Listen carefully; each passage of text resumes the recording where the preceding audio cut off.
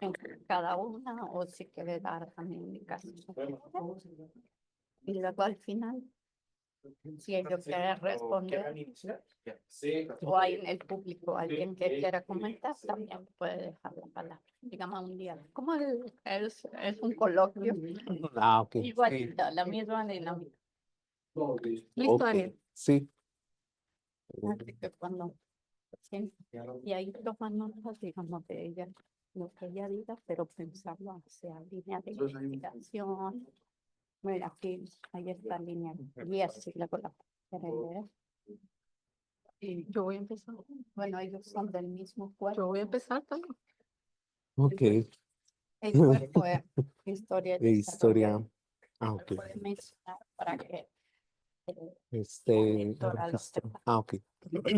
Bueno, pues Listo, ya empezamos. listo. Por Buenos la días. Sí, vamos a empezar la mesa 2 que se titula Urbanización y Planificación Regional por parte del Cuerpo de Investigación, Historia y Desarrollo Regional. Vamos a contar con los comentarios de la doctora Georgina Cebey de la Facultad de Arquitectura y Diseño de la UABC. Y cada ponente tendrá 15 minutos, entre 10 a 15 minutos para desarrollar su intervención. Y al finalizar, la doctora Cebey hará un comentario sobre las ponencias que tendremos para esta mesa. Comenzamos con la ponencia titulada Instituciones de Promoción y Financiación de Vivienda en Baja California en el siglo XX por la doctora Pilar Adriana Rey Hernández. Adelante, doctor. Muchas gracias, Daniel. Muchas gracias a la doctora Cebey y pues a Sara, Víctor y Ramiro por la organización del simposio. Pues a mí me toca comenzar esta mesa que tiene que ver con temas de urbanización. En realidad, el título de mi ponencia, que fue el que le hice llegar a la comentarista, difiere un poquito del que aparece en el programa, aunque la idea es la misma, solamente que quise incluir una categoría que es la de vivienda social masiva, que es básicamente la vivienda que es proyectada, planeada y financiada por el Estado y dirigida a las clases trabajadoras y a las clases populares en una escala, digamos, media o gran escala, ¿no? Entonces, para poder implementar esta categoría, cambié el título. Es una categoría que ya tiene varias décadas en uso, que la acuñó Claudia Zamorano, en general para México, pero específicamente ya habla de la vivienda mínima obrera en la Ciudad de México. Entonces, bueno, esa es la idea de mi ponencia, que básicamente es un avance, es un borrador de investigación de lo que espero que se convierta en un artículo. Lo que hago en él es básicamente presentar un panorama general del marco institucional alrededor de la vivienda social masiva en dos etapas. En primer lugar, hablo como el panorama general de México, y en una segunda parte, que es la que todavía está como en proceso de elaboración, que tiene que ver con Baja California. Hay dos categorías importantes, que son la del urbanismo popular, urbanización popular, y la de la planeación, promoción y financiación institucional, que son como que siempre se han tratado por separado, pero que yo lo que intento hacer a partir de este trabajo es buscar las formas como se han unido estas dos iniciativas, es decir, cuáles han sido las convergencias, cómo se han tocado, también los límites, también las tensiones que se presentan entre estas dos tipos de iniciativa, pero que finalmente pues las dos siempre han buscado, su fin último ha sido tener contacto una con la otra. Entonces eso es lo que estoy tratando de ver específicamente, como en el marco general de México, pero específicamente para Baja California, a partir sobre todo de fuentes de archivo, que son las fuentes que estoy trabajando. El archivo del Instituto Nacional de la Vivienda, que ya lo he trabajado para otros proyectos, y en este caso el archivo histórico del estado de Baja California. Lo que planteo es que a principios del siglo XX, de la primera mitad del siglo XX, se presentó una progresiva y sistemática intervención del Estado en materia habitacional desde las primeras décadas del 20. Planteo algunos ejemplos, como el Banco de Edificación y Ahorro de los años 30, la creación del Banco Nacional Hipotecario Urbano y de Obras Públicas, que es lo que hoy es Banobras, y durante la década de los 40, por supuesto, el Seguro Social, con proyectos de vivienda para sus derechohabientes, el Instituto Nacional de la Vivienda, que es una institución que yo tengo ya un poco más trabajada, más estudiada, que funcionó entre los años 40 y los años 70.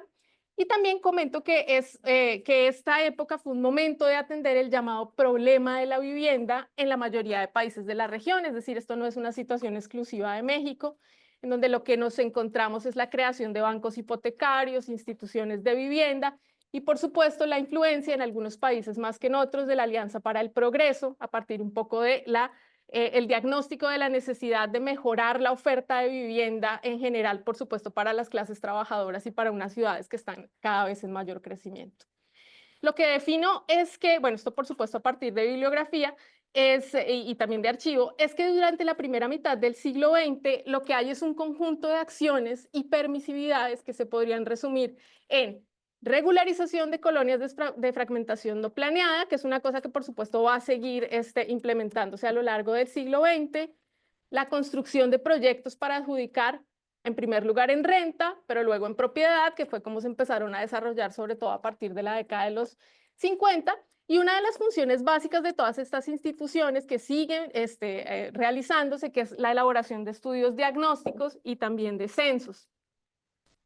Ya durante la segunda mitad del siglo XX, lo que planteo, pues de la mano de autores sobre todo, es que estamos frente a la presencia de un andamiaje institucional mucho más complejo y mucho más reglamentado que durante la primera mitad del siglo XX, sobre todo a partir de la aparición de la Ley Federal de Vivienda y de un apoyo sistemático al Fondo de las Habitaciones Populares, que ya las habitaciones populares era un término que existía desde antes, pero en este momento se lo apoya mucho.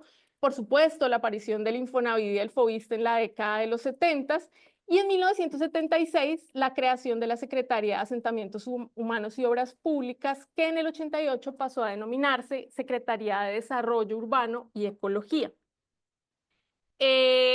Para Baja California, que justamente como les comento es la segunda parte, la que está más en proceso de elaboración, y que estoy haciendo sobre todo a partir de memorias y de fuentes de archivo, lo que planteo, los apuntes que hago, es que estamos frente a la presencia de un andamiaje institucional de vivienda social masiva, sobre todo en los primeros años, a partir de la vigencia del Instituto Nacional de la Vivienda, porque en esos años no existía un organismo similar a nivel estatal como ya estaban empezando a existir en otros estados.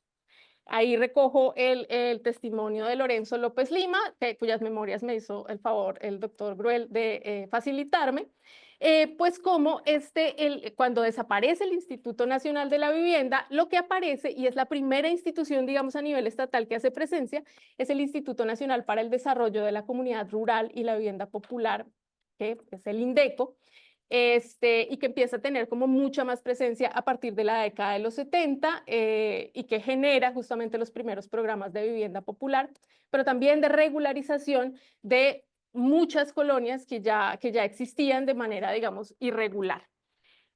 Algunas de las funciones del INDECO, que son las que he estado recogiendo, han sido sobre todo los procesos de expropiación de tierras urbanizables, la adjudicación de algunos proyectos, que algunos venían heredados del Instituto Nacional de la Vivienda, pero también la generación de algunos proyectos nuevos y, por supuesto, también de esa función que siempre han tenido estas instituciones, que es la de generar censos de habitación, diagnósticos y algunos potenciales de planeación, ¿no? De cómo planear la ciudad y de cómo planear, por supuesto, el crecimiento urbano.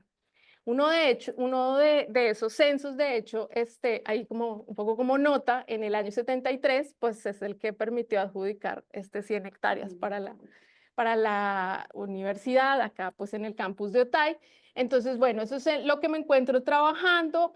Por supuesto, la idea es seguir complementando casos más puntuales a partir de la documentación con la que me he encontrado en el archivo de todos estos procesos, sobre todo de regularización y de adjudicación de proyectos que se encuentran tanto en el Fondo del Instituto Nacional de la Vivienda del Archivo General de la Nación como lo que se puede encontrar en el Archivo Histórico del Estado. Entonces, pues bueno, yo no me extiendo mucho en mi presentación y más bien quedo atenta a los comentarios por parte de la lectora, a quien le agradezco mucho haber comentado este borrador, haber leído este borrador y ya les cedo la palabra a mis compañeros y compañeras. Listo. Ahí estoy, ¿me escuchan? Mejor hacemos la ronda. Y Al- donde queda. Está al final. Ok. Sí, doctora Sebey, vamos a tener sus comentarios después de las tres ponencias. Ok, Sí, va. perfecto. Sí. Em, por lo tanto, bueno, muchas gracias, doctora Pilar. Continuamos con la siguiente ponencia que se titula Erigir Cruz del Norte, Urbanización y Psiquiatría en Hermosillo, 1960 a 1990, por el doctor Víctor Manuel Gruel Sández. Adelante. Hola, pues muchas gracias a todos el día de hoy por estar aquí. Al igual que la doctora Pilar, entre lo que se envió a la doctora Sebey y lo que voy a presentar, lo que dice el programa, hay una variación. Yo realmente quiero preservar el título que realmente quiero enviar a dictamen y por lo mismo no voy a ponerlo aquí para asegurar el anonimato del mismo. Sin embargo, el texto es íntegro en su estructura. Lo que me toca a mí exponer, mi objeto de investigación tiene que ver con un proyecto de investigación de cuando fue habilitado como profesor investigador, como PRODEP, que realmente no pude concluir por motivos de la pandemia. Aún así pude emprender una serie de viajes hasta donde se me permitió las propias instituciones receptoras al norte de México. En mi caso es un proyecto más grande que busca hacer un libro, sí, acerca de las instituciones psiquiátricas del norte de México. He emprendido como parte de mi producción individual una serie de productos entre los que van monografías estatales, y esta es la segunda que me permito que no ser exclusivamente acerca de Baja California, es al mismo tiempo del noroeste. Ya hice La Paz, ahora sigue Hermosillo, tengo en la mira Coahuila, en fin, estoy buscando en Chihuahua, Durango simultáneamente. Sin embargo, es un trabajo muy especial para mí porque tiene muchos años albergándose en mi cabeza, porque desde que hice mi primer trabajo sobre instituciones de salud mental, me apareció Cruz del Norte y fue una obsesión que pude concretar gracias al proyecto de investigación de PRODEP y que hasta el momento pude producir un producto, vaya la redundancia, que sintetiza lo que he investigado y también el desconocimiento por la historia de otra entidad del noroeste mexicano que no domino. Me complace a mí mucho este trabajo, simple y sencillamente porque por la característica de las fuentes y del problema que entraña en sí mismo entender las instituciones psiquiátricas sonorenses, puedo vincularme de manera más extensa con mi cuerpo académico en otro de los temas que me apasiona, que es además del de la urbanización, pues el tema agrario, el tema agrícola, que está más bien presente en mi tesis doctoral. Curiosamente, en Sonora pueden conjugarse ambos elementos de una historia del espacio, del territorio, de la infraestructura y de la psiquiatría. De ahí que, pudiendo plantear este trabajo como una cosa de una política nacional, que sin duda lo es, porque hay que entender que la historia de la psiquiatría nacional está dividida por una enemistad entre Ramón de la Fuente padre y el doctor Velasco, abuelo de un exgobernador chiapaneco, que se peleaban por el destino que iba a tener la salud mental en México.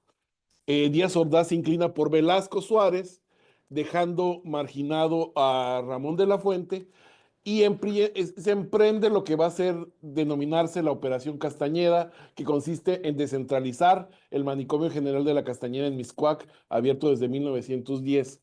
A partir de eso, de la descentralización, se busca dotar a ciertas entidades de un modelo de hospital que fuera el Hospital Granja. Los sonorenses tenían mucha esperanza en torno a este Hospital Granja Y al igual, les adelantaré la premisa, al igual que con Atahualpa, en los escuela albergue, el proyecto de fomento agropecuario detrás fracasó también. Ya explicaré por qué. Sin embargo, Sonora ya tenía sus propios antecedentes en materia de atención a la salud mental y es por eso que entre las variaciones que vienen en el programa y lo que presenté finalmente fue el rescate del trabajo que emprendió Carlos Muñoz. Carlos Muñoz, un médico militar que no me queda claro que tuviera una formación psiquiátrica, pero que durante casi 30 años se encargó de cuidar a los enfermos mentales sonorenses, en un principio en una cárcel, después en un hospital y después en otro centro psiquiátrico. De ahí que la particularidad que no existe, que digamos no es privativa de esa entidad, sino es muy común en unas cuantas, sobre todo la psiquiatría norteña, de que cuenten con dos instituciones, una de carácter federal, que sería Cruz del Norte, inaugurada en 1964. Esa es la fachada original. Esto se inauguró después en los 90 con Salinas. Y tengan el Carlos Muñoz, que es de carácter estatal. Sin embargo, entre ambos no hay una política unificada y de eso se trata el artículo. ¿De qué manera persistía una lucha entre ambos sistemas? Para este trabajo, además de acudir a la hemerografía escasa que hay, además de acudir al Archivo General de Sonora, que produce portentos como eh, eh, lo que publicó Héctor Aguilar Camín de La Frontera Nómada, pues yo me fui a buscar los documentos de esto con la mala suerte de no encontrar tanta documentación como quisiera. De tal suerte que tengo más acerca de la institución estatal que la federal. Sin embargo, hurgando en la documentación, y para eso debo decir que pasé varios años acomodándola y revisándola de manera sistemática, pude reconstruir más o menos el diálogo entre una y otra. Hubo posteriormente para la comunidad de historiadores, esto es como muy importante porque una especialista en la cultura yaqui como la doctora Raquel Padilla es hija de un psiquiatra que tuteló la institución estatal. Entonces ella publicó un breve texto en Relatos e Historias de México, que es nuevamente otra de las fuentes que estoy consultando. Se percibe en ese trabajo que ella consultó lo que hay en el Archivo General de Sonora, sin embargo no le sacó el suficiente provecho dada la extensión y dada que el problema en sí mismo implica tener conocimiento acerca de la política de salud mental y sobre todo la política internacional. Para 1964, que el presidente Adolfo López Mateos va a Hermosillo, Sonora, a inaugurar este hospital, la política internacional era no producir más hospitales, no más manicomios, lo que sí habría que hacer era alejarlo del centro de las ciudades. De ahí que mi trabajo, además de vincularse con el valor de la tierra, en el sentido de que la comarca hermosillense estaba siendo intervenida por obras federales como por ejemplo la presa Rodríguez. Es curioso, en Tijuana y en Hermosillo tienen una presa Rodríguez que también nunca superó la función para la cual fue creada. Se creó el distrito de riego de Costa de Hermosillo a 80 kilómetros del centro de Hermosillo y las granjas que gravitaban a los alrededores de la ciudad fueron destinadas para crear Cruz del Norte. Es curioso porque pasa de ser un lugar donde se practicaba la avicultura, gente que producía pollo en abierta competencia con Bachoco, un hospital psiquiátrico. Entonces lo que emprendo es una historia acerca de qué manera tanto el hospital Carlos Muñoz, de pasar de las faldas del Cerro de la Campana en la penitenciaría de 1907, Porfiriana, pasa a ocupar un terreno a las afueras de la ciudad, donde estaba en los límites la colonia Pitic y la universidad de Sonora, a ocupar en la zona central nuevamente lo que era un hospital privado que fue adquirido por el gobierno del estado y siempre en oposición a lo que fue la institución de carácter federal que es Cruz del Norte, ¿no? Intento documentar en el trabajo hasta donde sea posible las trayectorias de ciertos profesionales de la psiquiatría y como las fuentes son escasas, y créanme que busqué en libros y tuve que emprender, además de observación participante, entrevistas. Entre ellas a una persona, el coordinador técnico del área de psicología de Cruz del Norte, que me pasó un dato fascinante. Me dijo que la mayoría de médicos psiquiatras que venían de la UNAM a engrosar la psiquiatría estatal, que llegaron a Cruz del Norte, terminaron al poco tiempo desistiendo porque como eran gente de renombre que venía de afuera, terminaban casándose con las hijas de los empresarios agrícolas de Sonora y por lo mismo era más beneficioso para ellos en términos económicos administrar la empresa familiar que continuar haciendo una carrera en el servicio federal o estatal de psiquiatría. Eh, Tengo que tomar esto con reservas. Lo cierto es de que, al menos a nivel del espacio, puedo concluir que la misma vocación agrícola y agroindustrial sonorense impidió que las instituciones psiquiátricas se desarrollaran. Porque ¿cómo es posible que en el campo de golf, Los Lagos, y es curioso porque conforme está pasándose de Cerro de la Campana a las orillas en 1946, cuando está Rodríguez de gobernador, los sonorenses destinen más espacio para la superficie del golf que para la salud mental. De ahí que en el proyecto de tener esa granja hospital psiquiátrico pasó nuevamente por los oficios de los diferentes gobernadores de Sonora que están buscando realmente habilitar las granjas de Cruz del Norte. Sin embargo, se planea el espacio hermosillense en función de la presa Rodríguez. Cruz del Norte le toca estar en la parte final del vaso de la presa, por lo que era continuo la inundación de los terrenos y por lo tanto, si los enfermos querían sembrar, como dijo el gobernador Encinas Johnson, sus rabanitos y sus lechuguitas, fue imposible, porque se anegaba.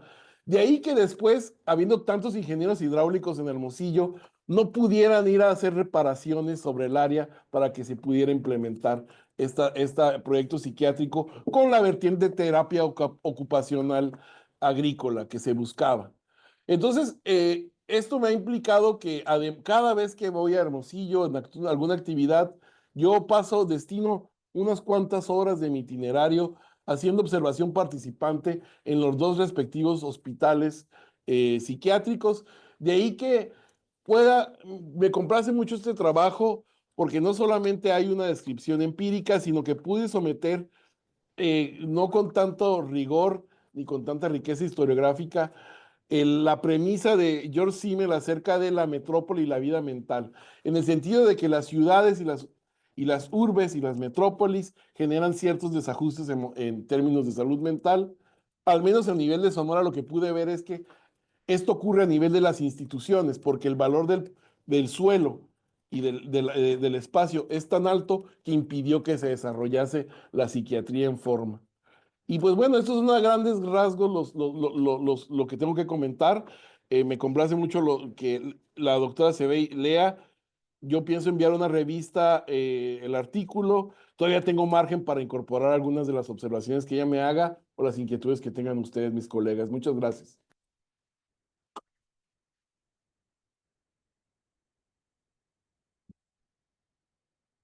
Muchas gracias, doctor Víctor.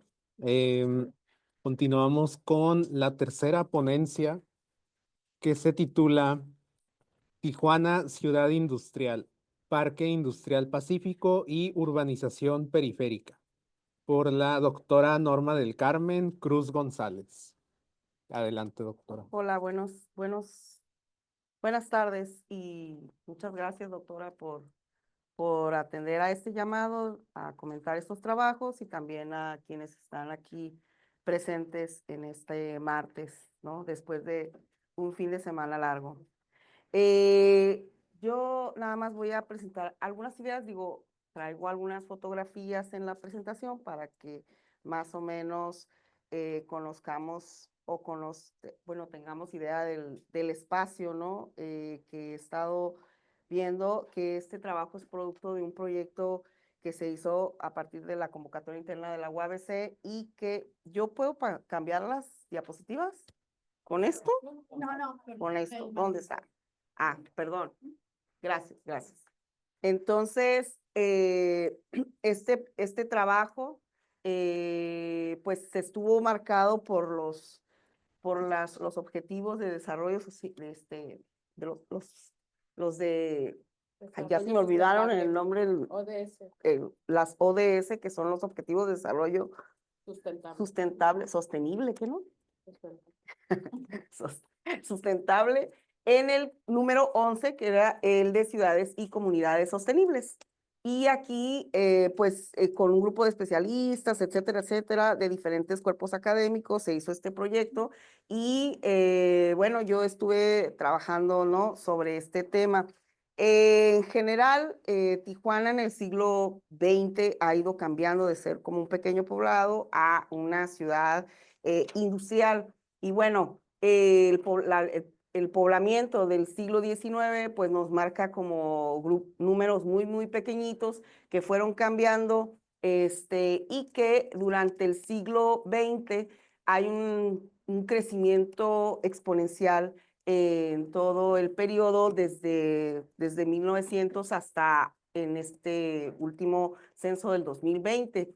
La tasa de crecimiento de Baja California durante el siglo XX ha sido la más alta del país, que es de 5.8%, que ese fue un cálculo que hice desde hace mucho tiempo en la tesis de maestría.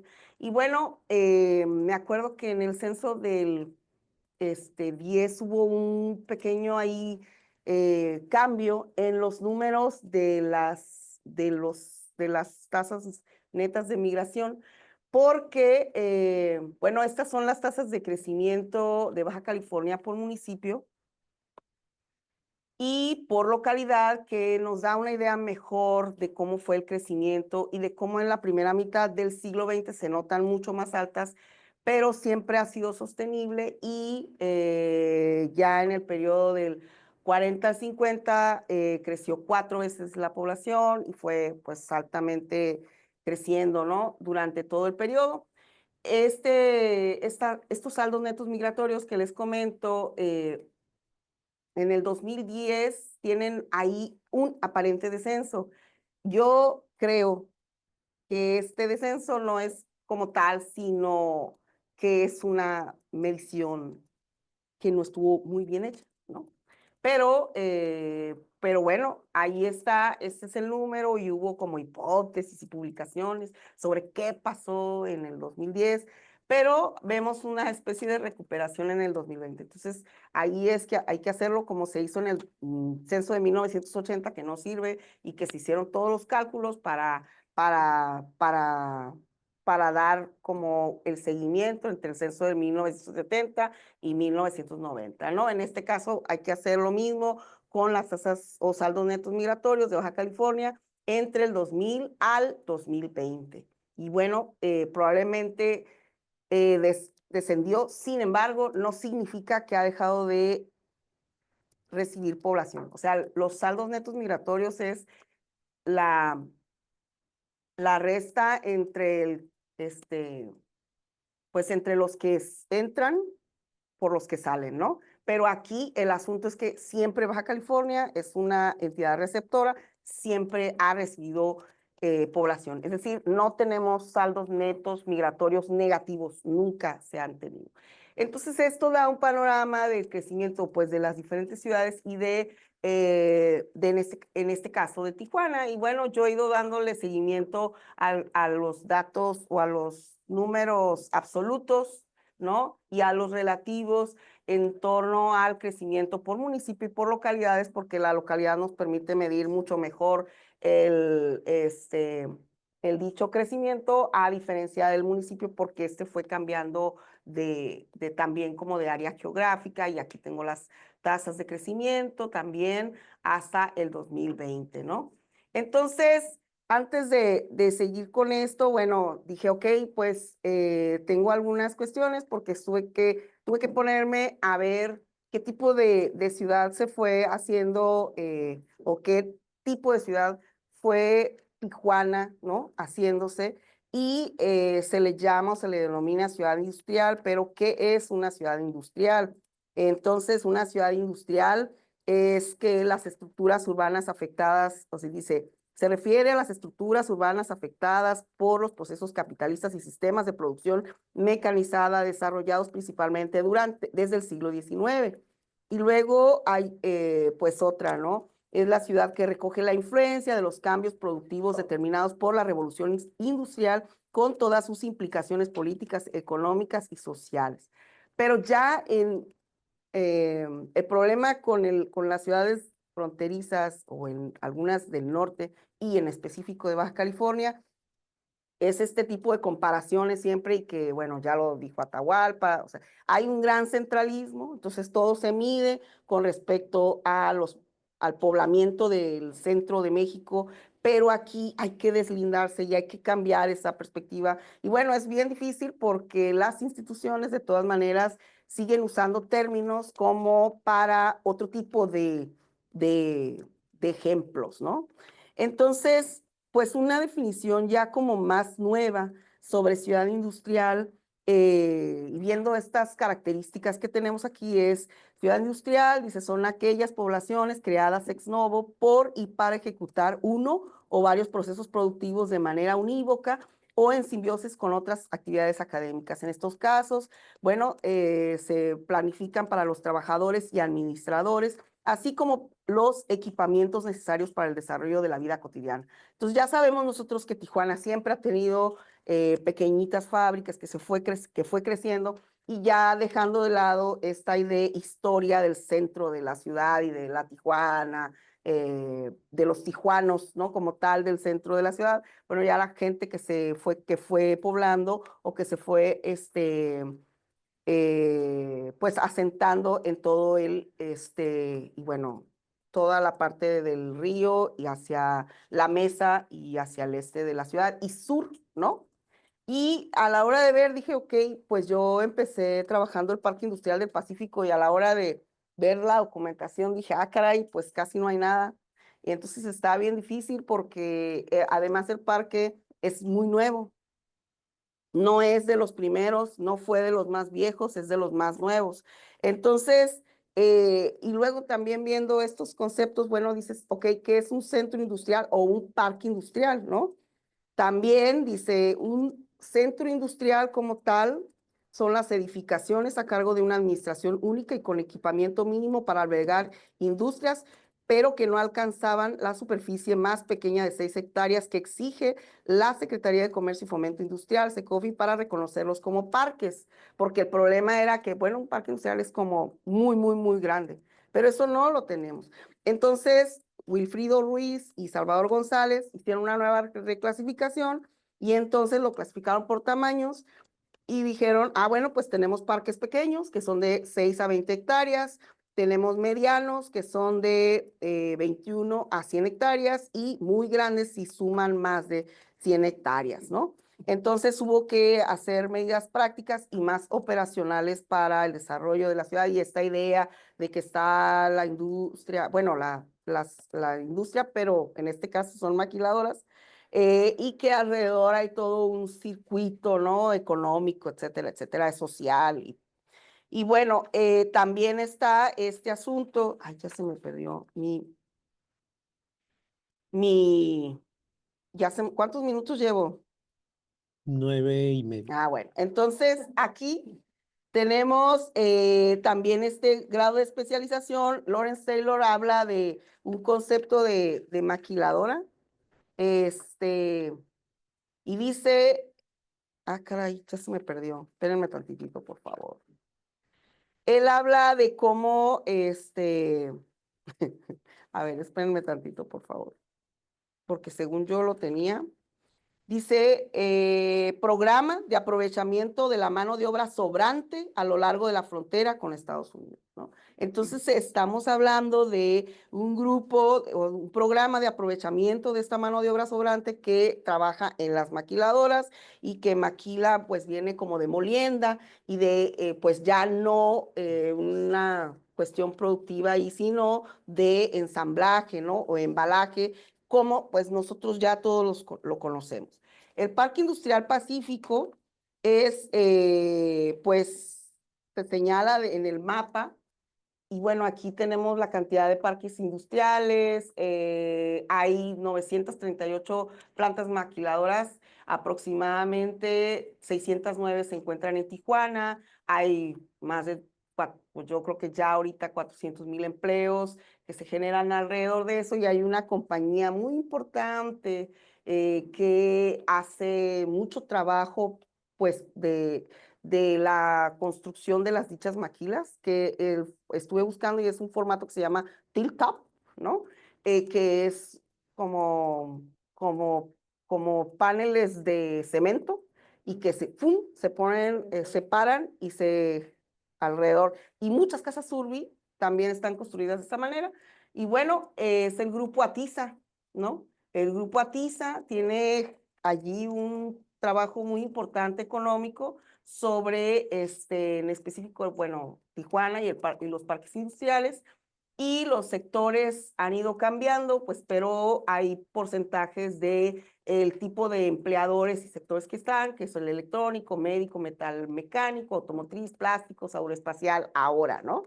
Entonces, aquí tenemos más o menos Tijuana y hay muchos parques industriales en la ciudad, y en este caso no se ve muy bien.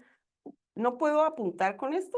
Sí, ¿verdad? Aquí está. Aquí está el Parque Industrial del Pacífico, acá está la frontera, y en este caso yo señalé con una rayita roja lo que correspondería al Parque Industrial Pacífico.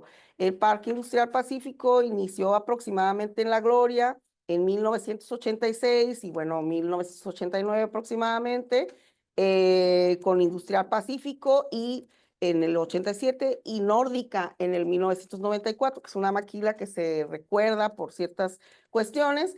Y bueno, también ya, pues también se quemó, y se queman constantemente o se van quemando dependiendo de los intereses, ¿no? Y de lo que sucede. Y bueno, ahora sigue creciendo el parque industrial porque aquí donde termina sigue el sur, y si se va, bueno, de aquí más o menos, más derecho, yendo hacia el sureste, ¿no? Vamos a encontrar el corredor 2000, y hay más maquilas que están haciendo en esa zona hacia el 2000, y hay más que se han estado haciendo ya a lo largo del corredor, ¿no? Entonces, hay como diferentes perspectivas sobre la historiografía que se tiene, pero hay unos que están como a favor del crecimiento económico, y hay otras personas o autores que dicen, bueno, está afectando a los salarios, los trabajadores, la cuestión ambiental es un problema muy grave en este tipo de ciudades. Y bueno, aquí están algunas fotografías que yo he ido tomando desde el 2020, más o menos, y las construcciones de cómo se fue construyendo una maquiladora. Esta es la guardería que les digo, que está en contraesquina de una estación de luz, y yo cuando estuve leyendo, pues las estaciones de luz generan leucemia, ya, se me acabó el tiempo. Falta un minuto. Ah, pues miren, aquí ya tenemos estas construcciones, aquí se van haciendo estas paredes, ¿no? Y la forma en que se van construyendo, y yo creo que aquí también hay muchos almacenes, y las casas como van siempre quedan en la parte baja y las maquilas en la parte de arriba, ¿no? Como esta que está acá y toda la gente. Entonces los desechos van a ir hasta al área de las casas, ¿no? Entonces, esta ya es la maquila ya hecha, ya terminada, ¿no? Que ha generado más tráfico porque este tráiler con una callecita bien chiquita, pues no puede entrar. Entonces, más o menos aquí también en esta área ya está completamente llena de maquiladoras, que era lo que les decía, hacia el este de la ciudad, ¿no? Y cómo las van construyendo. Es el Tecolote, en el fraccionamiento del Tecolote, todavía hay una zona, pues, y hay que ver estos conceptos de periurbano. Esta es una de las maquilas también ya hechas sobre otra que se había quemado y que duró mucho tiempo quemándose, porque además duran muchos días, ¿no? Este es uno de los desagües que viene y está completamente abajo del Parque Industrial del Pacífico, ¿no? Y pues toda la zona rural urbana, cómo se maneja en el Tecolote, y es como un pueblito que está dentro de la ciudad, ¿no?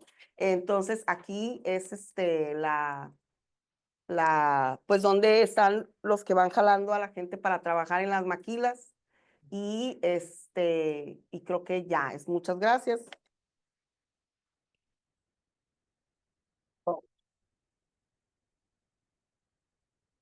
Muchas gracias, doctora Norma.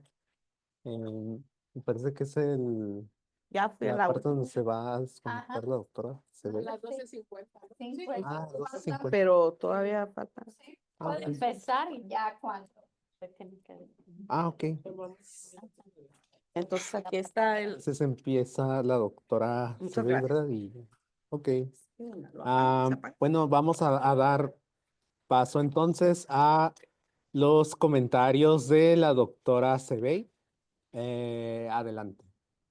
Bueno, primero que nada, agradecer por esta invitación. Me entusiasma mucho poder entrar en contacto con ustedes y dialogar con ustedes y leerlos, porque aunque yo estoy lejos, mi tema de estudio es Mexicali. Y entonces, al leer cada uno de sus textos, siento que tenemos inquietudes y frustraciones comunes, pero también me enriquece mucho leerlos. Disfruté muchísimo sus textos, aprendí muchísimo de sus textos, y de nueva cuenta reiterar que por mis afinidades temáticas esto, más que una obligación, fue un goce.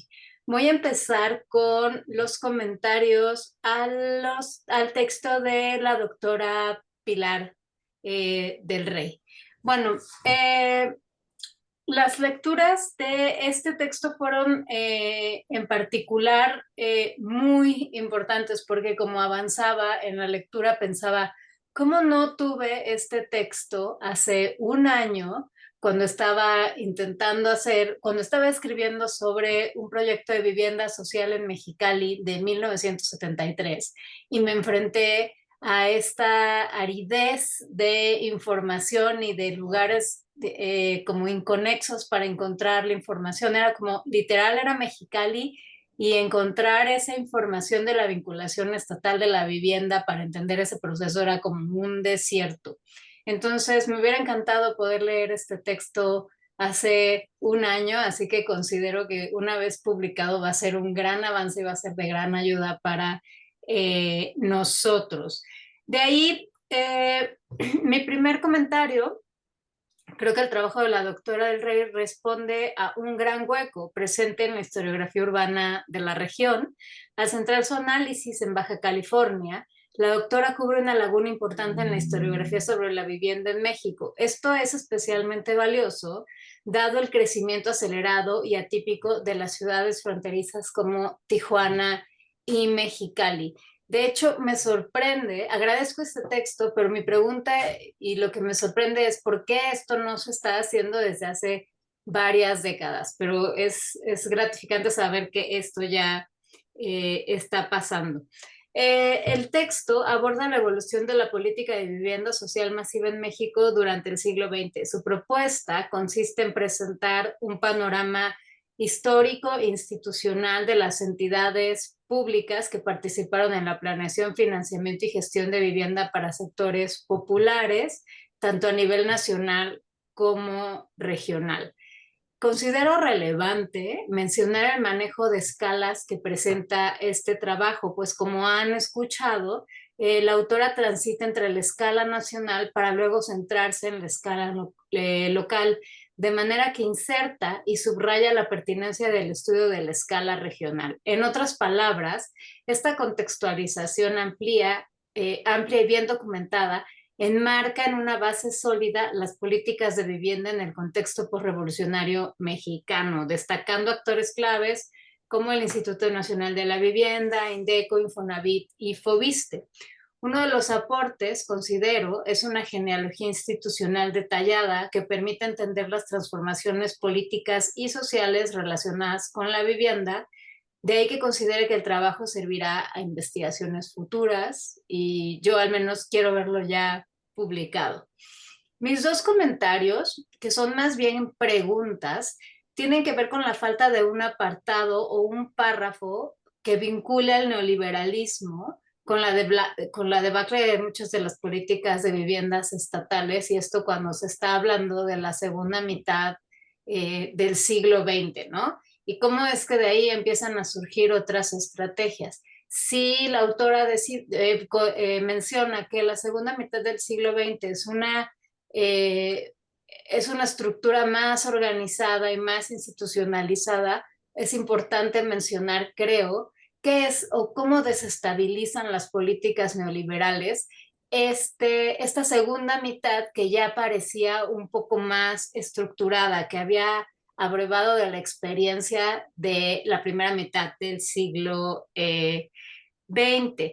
Entiendo que, como se menciona al inicio de la propuesta, el texto es la primera parte de la investigación, entonces preguntaría si se considera en algún momento ahondar en la injerencia del neoliberalismo y su afectación directa en las políticas de vivienda, si no es que la desarticulación de toda una política de viviendas que, como usted muestra en el texto, llevaba años estructurándose. Mi segundo comentario tiene que ver con los dos ejes de análisis que distingue la doctora Del Rey. Propone que la historia de la vivienda conjuga los ejes de planeación estatal y de urbanización popular. Esto me parece muy pertinente. Pero dado que estamos hablando de urbanización popular, que es digamos que al inicio fue una propuesta un poco contrahegemónica, me parecería interesante saber si usted consideraría la experiencia propia del habitante en estos procesos de urbanización popular, sobre todo, bueno, porque estamos hablando de un proceso que implica negociación, sí que implica como otras cosas. Lo anterior, pues el texto menciona en varias ocasiones a las clases populares y los movimientos sociales, pero no se explora a fondo cómo estas poblaciones vivieron o enfrentaron las políticas de vivienda. Entonces, mi pregunta es, ¿consideraría que una visión social puede complementar estas dos visiones que usted está proponiendo en el texto, la de planeación estatal y la de urbanismo popular? Y bueno, también mi último comentario es, el texto me deja con la duda de cómo impactaron concretamente las políticas de vivienda social en la vida cotidiana de las comunidades en ciudades como Tijuana o Mexicali, o en concreto, sí, en Tijuana. Entiendo que, o no lo sé, si esto se va a desarrollar después. Me interesaría saber en ese orden de ideas, qué papel jugaron las organizaciones sociales o movimientos urbanos locales en la formulación, resistencia o la apropiación de estas políticas internacionales, porque a partir de la segunda mitad del siglo XX, esta desarticulación de las instituciones por parte del neoliberalismo también genera respuestas sociales, y esas respuestas sociales se van a fincar en el urbanismo popular. Entonces, definitivamente disfruté muchísimo esta lectura. Como ya mencioné, me hubiera encantado tener esta fuente y citarla hace un año. Espero que salga muy pronto el artículo y estas serían mis dos comentarios generales.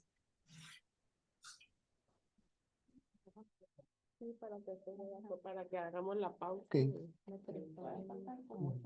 Por eso va a contestar. Contesto y ya después cuando volvamos. ¿Tienen el micrófono? No. No tiene herramienta. Me robo el micrófono. Bueno, pues muchísimas gracias, doctora, por sus comentarios. Creo que lo que podemos hacer es que yo le conteste sus preguntas y luego entonces sí cerramos para hacer el break de 10 minutos y regresamos con los comentarios de los trabajos de la doctora Norma y del doctor Gruel. Pues Sí, muchas bueno, gracias. pues de nuevo muchas gracias por su lectura. Aprecio mucho su punto de vista. Con respecto al tema del neoliberalismo, efectivamente en el texto que le hice llegar, hay una ausencia un poco de ese tema, aunque ya ha sido abordado no tanto por la historiografía, pero más como por los estudios urbanos, ¿no? En su momento, o la sociología. Entonces, por ahí cito a Alicia Sicardi, pero no profundizo en lo que ella afirma, porque efectivamente ella lo que afirma es un poco qué pasa durante el periodo neoliberal sobre todo con el trabajo de la CEDUE, ¿no? Que es como el organismo más fuerte de finales del siglo XX y un poco cómo contrasta el hecho de que las normas estén ya mucho más cimentadas, pero que en la práctica no se desarrollen como se tenía proyectado y como las leyes, por ejemplo, ya estaban mucho más organizadas y etcétera, pero en la práctica esto se va a ir descolocando un poco. Entonces, efectivamente en el texto no está, pero la idea sí es como que justamente para este artículo el panorama de las instituciones de vivienda en el siglo XX lo contemple, ¿no? Entonces sí hay todavía una parte que me hace falta complementar, pero efectivamente está contemplada para este artículo. En cuanto a la experiencia propia del habitante, efectivamente, pues claro, cuando hablo de urbanismo popular y etcétera, sí mi idea siempre es que es escribir y es reflejar y es que mis trabajos tengan que ver con la experiencia del habitante. Luego esto es un poco más difícil de hacer, pero que la parte institucional, sí, la idea es efectivamente que esto se pueda desarrollar a partir de la experiencia de Baja California, no para este artículo, porque lo que pretendo con este artículo es como que cerrar un poco el recorrido de la parte institucional, específicamente de los organismos de vivienda en su operación estatal, un poco en el alcance, en los diferentes proyectos, pero sí que en el siguiente trabajo, a partir de los casos que va dando el archivo, se pueda desarrollar más el otro lado, que es justamente el de las tensiones y el de los encuentros que hay con la organización popular, porque mi pretensión es que justamente, y esto responde como un poco a la tercera pregunta, perdón, ya tengo por ahí ubicado un archivo, por ejemplo, de una cooperativa de vivienda en el estado. Entonces, creo que allí ya se puede como que materializar mucho más esta parte y no solamente un poco con conjeturas y así, sino como que a partir del archivo poderla documentar, aunque curiosamente no es una cooperativa de finales del siglo XX, sino de la década del 70. Entonces me va a parecer como muy interesante poder hacer ese contraste entre cómo se empiezan a cimentar las instituciones, pero también las cooperativas de vivienda. Entonces, pues sí, es lo que comento un poco a principios del texto es pues que justamente esta tendencia a hablar más de las instituciones, pues tiene que ver con que hay más fuentes, porque las instituciones producen sus fuentes y las conservan, y etcétera. También es un tema de enfoque y de preguntas de investigación, entonces por eso, pues yo lo que busco es tratar de que no estén ya tan separados como se ha concebido en la historiografía, la urbanización popular y la institucional, sino que pues justamente podamos ver cómo siempre se están encontrando, ya sea para disputas o para arreglos o para, sí, consensos, por decir así, ¿no? Digamos como que siempre ese es el objetivo de ambas en ese sentido. Y lo que quiero es a partir del archivo poder más o menos documentar unos casos específicos aquí para el Estado.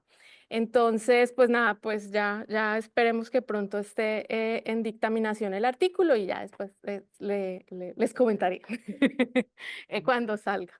Entonces, pues muchas gracias y si quieren, entonces cerramos y nos vemos otra vez a la 1. ¿Sí? Les agradezco mucho y muchas felicidades. Muchas gracias. Hasta luego.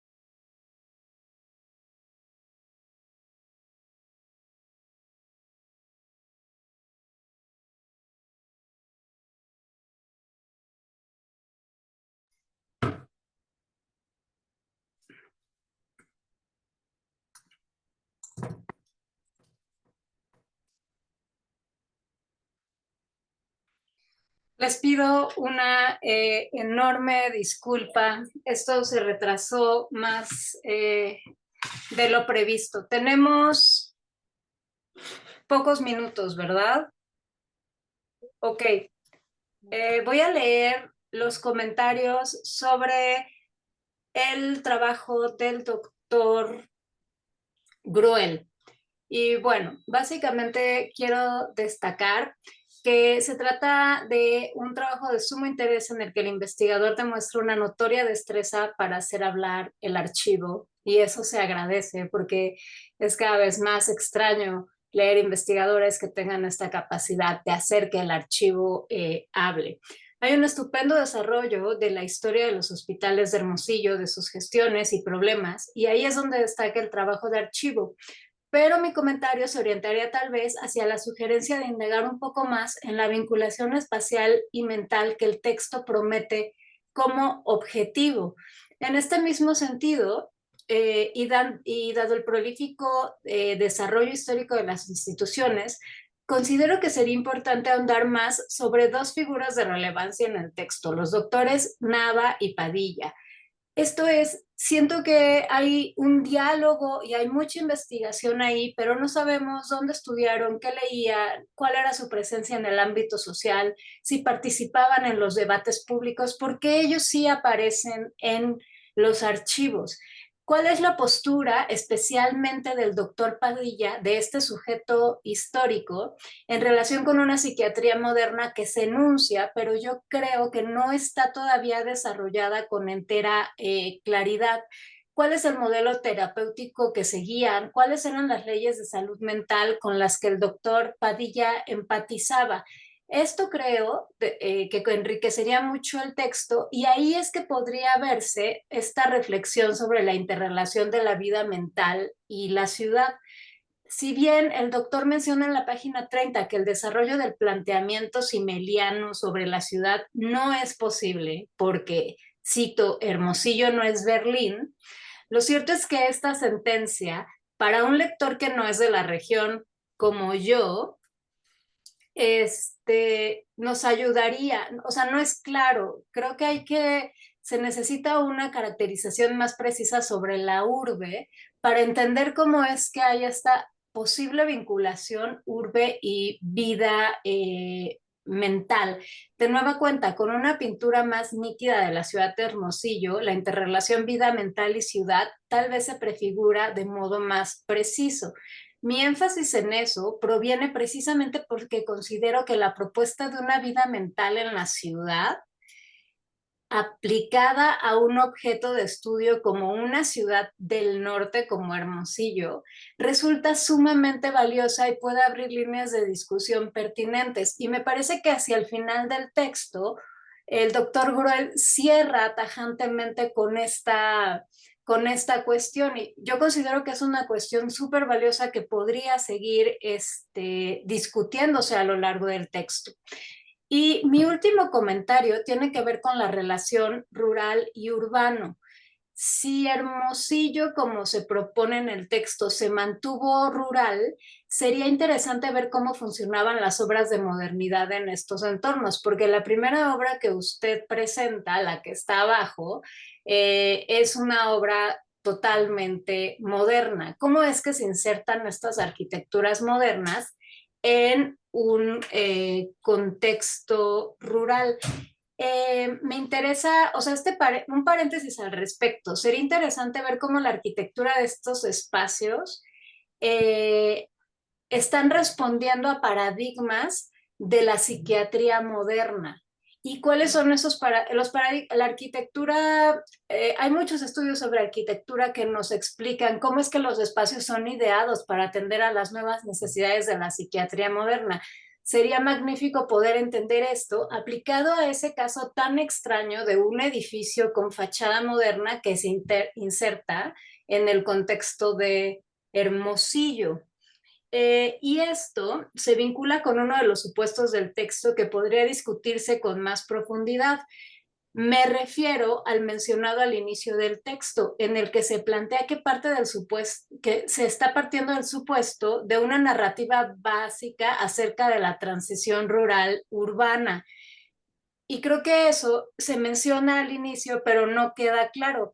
Hay como un hueco y al final solo se dice, Hermosillo no es Berlín. El enfoque simmeliano no está aplicando y yo creo que podría ser como un gran aporte seguir indagando en esto. Estos son mis comentarios. Disfruté el texto, disfruté la fluidez y la claridad y de nuevo quiero agradecer, agradezco cuando un texto como el suyo es capaz de entretejer al archivo y hacer que el archivo tenga una voz propia. Eh, y esos serían todos mis comentarios para el texto del doctor Gruel. Y voy ahora a... ¿cómo estamos de tiempo? Me estoy robando mucho del tiempo. Pues todavía tenemos unos minutos, ¿verdad? Sí. Ok. De nueva cuenta, disculpe, estoy muy apenada, pero bueno, voy a leerles lo que escribí acerca de el tema Tijuana, ciudad industrial. Bueno, creo que es un trabajo que resulta significativo, pues como bien documenta detalladamente la autora, existe un hueco en la historiografía baja californiana al respecto del desarrollo industrial contemporáneo. La segunda mitad del siglo XX es todavía un tema con huecos, mientras que la ciudad crece estrepitosamente y las obras industriales, tales como parques, ya han sido absorbidas por la ciudad, que es algo que expone la doctora. O bien también definen lógicas sociales de ciertas zonas. Sin embargo, o sea, seguimos hablando coloquialmente de la historia de la tierra baja californiana. En este caso, el énfasis está en el desarrollo del Parque Industrial del Pacífico. La propuesta central es analizar el crecimiento urbano desordenado de la ciudad en paralelo al auge de las maquiladoras y los parques industriales, así como reflexionar sobre las implicaciones sociales, económicas y territoriales en este fenómeno, incluyendo la escasa atención al patrimonio industrial. El trabajo es relevante porque propone un enfoque multidisciplinario e integral.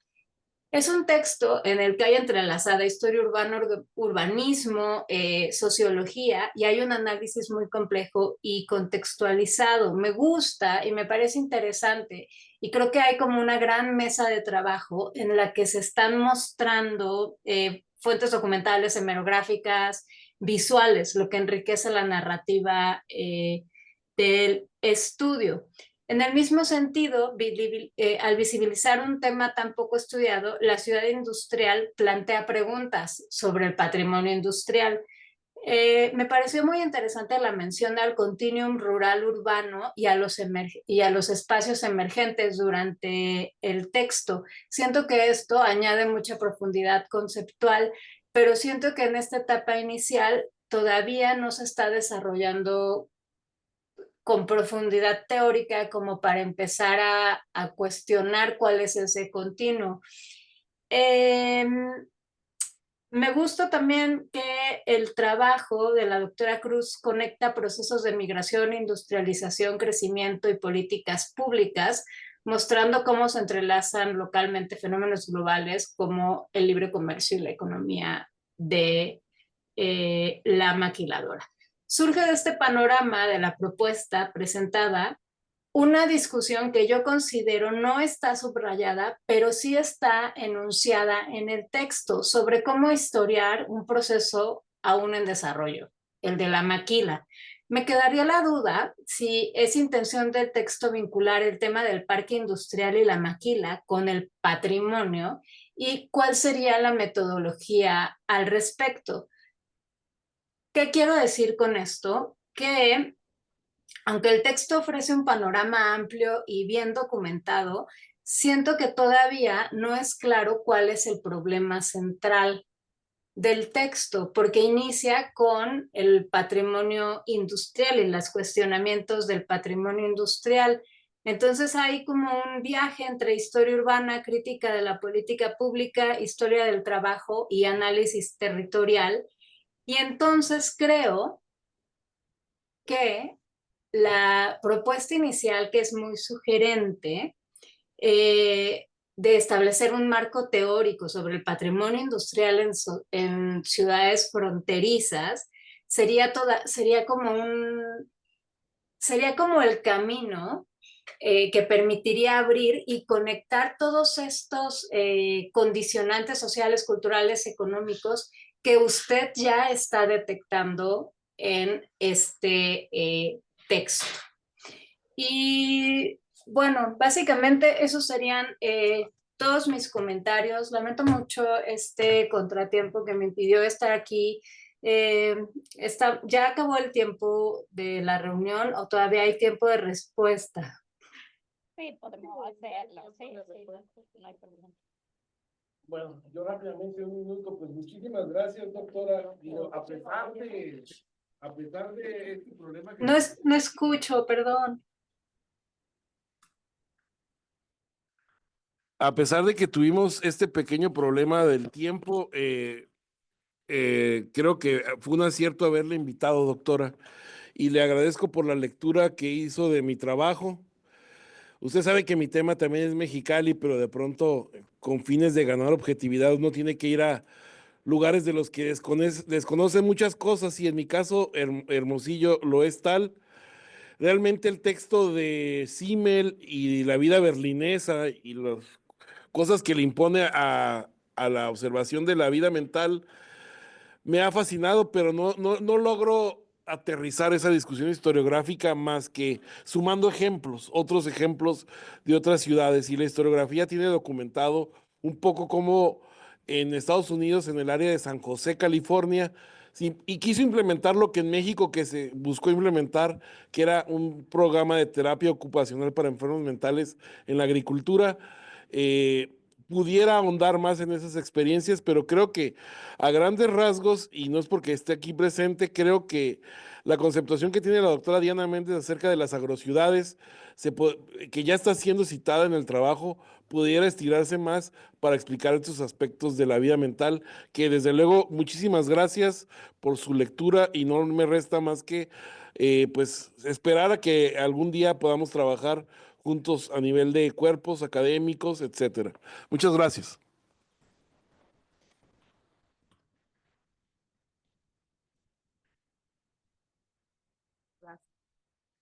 Bueno, muchas gracias, doctora. ¿Sí me escucha, verdad? Ok, ok. Pues nada más quería agradecer la lectura, los comentarios y bueno, sí me enfrenté a problemas conceptuales a la hora de estar viendo por dónde entrarle a este tema, qué hacer, qué información había, qué fuentes había. Entonces, incluso, por ejemplo, en los periódicos, a la hora de meterme y buscar el tema de las maquiladoras, pues hay bien poquita información en los 80. O sea, realmente es, pues ya vienen y nos van a engrandecer o va a crecer la economía. Era todo básicamente como la idea.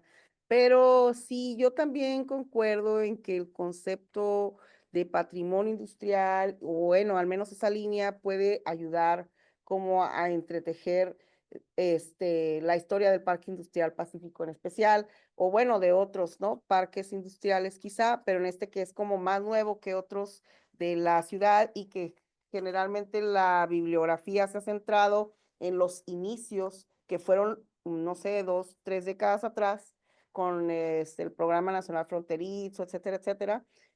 Ya este es otro tipo de parque, pero que además está dentro de la ciudad y cómo crece, etcétera. Entonces, pues sí, yo creo que voy de acuerdo contigo con patrimonio industrial y pues este fue un borrador, ¿no? Que presenté donde está básicamente puesto todo lo que encontré o lo que fui tomando de manera inicial y lo tuve o lo puse en un texto, ¿no? Bueno, pues hay que darle más cuerpo para que sea algo más maduro. Muchas gracias. Eso sería, creo que lo que puedo decir al respecto. Aquí está. Ok, ahora pues le damos la oportunidad a la doctora Sebey de que pueda hacer algún comentario adicional.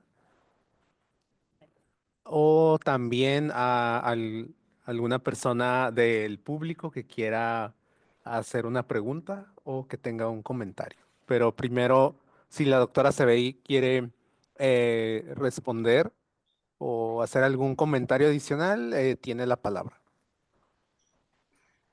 Eh, uh, uh, uh.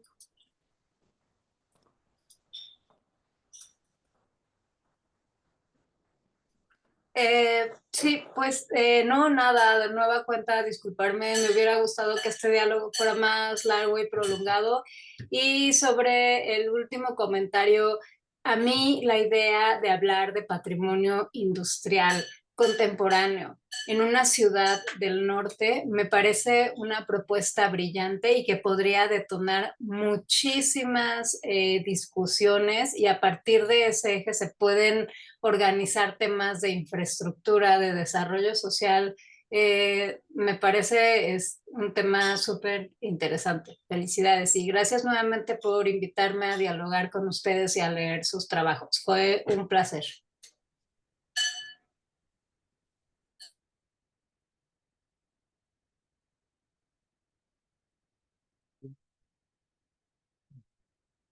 Bueno, sí, le damos la palabra al doctor Gruel. Le paso. Rápidamente. Es un comentario de sugerencia para la doctora Norma. A propósito de que empezó en la gloria o administrativamente está en la gloria el Parque El Pacífico. Hay que ver que quien fue el visionario de esta salida hacia el sur de la ciudad fue Miguel Calete, porque las pinturas Corona fue su primer planta industrial que hay en torno a la gloria. Entonces ahí hay una continuidad del viejo Tijuana con el nuevo Tijuana. Eh, Se lo comentaba.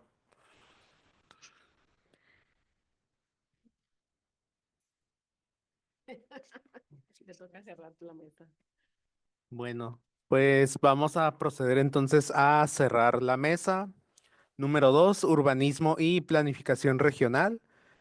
Muchas gracias a nuestra comentarista, la doctora Georgina Sebey, y gracias también a nuestros y nuestras ponentes de esta mesa. Muchas gracias a todos.